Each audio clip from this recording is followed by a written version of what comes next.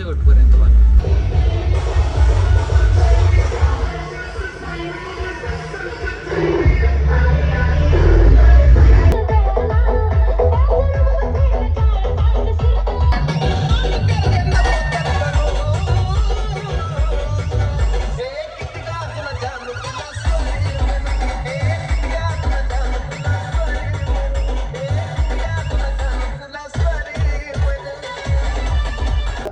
Shivraj Satara once again जमलेल्या सर्वांचं या ठिकाणी सहर्षाचं स्वागत. हे बोले कसं थकायचं नाही आपल्या.